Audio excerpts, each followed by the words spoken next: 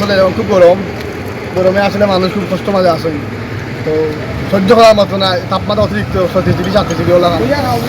আর গরমের মাঝে আসলে তেমন আজকে আমরা আইছি বাবারই দিন, তো আমরা মাঝখানে ব্রেক নিলাম, শরবত খাইলাম, তো আসলে ভালো লাগে গরমের মাঝে লেবু শরবত খাইলে শরীরটা এনার্জি আর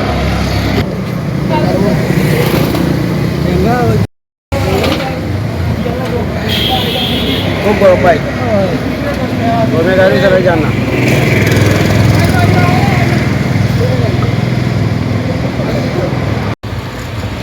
আমি বাড়িতে গরমের জ্বালায় আসছি, গরমে প্রচণ্ড গরমে ডিউটি তো দূরের কথা, অনেক কষ্ট হয়ে গেছে গরমের জ্বালায়। ঠান্ডা পানি একটু খেলাম, তারপরেও অনেক প্রচণ্ড গরম।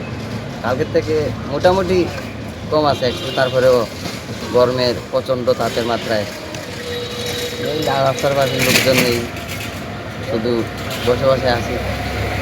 ব্যবসা বাণিজ্য হয়েছে না, যেতেও করছি, সুবিধা হয়েছে না, অনেক মোটামুটি ভালো একটা ব্যবসা। শরবত বেচলাম, আগে অন্য কাঠলের ব্যবসা এটা করতাম, তো লোক যায় গেছে, মানে শরবত লোয়ায় মোটামুটি ভালো চলে, 2000-2200 টাকা বিক্রি হয়, মোটামুটি অনেক ব্যবসা একটা পথ হয়েছে আল্লাহর দিকে। আর শুক্রবারে দিন নমাজও করা যায়, 10 নমাজে যাইলাম, আমি আস্তে আস্তে বিক্রি করলাম, 4-500 টাকা বিক্রি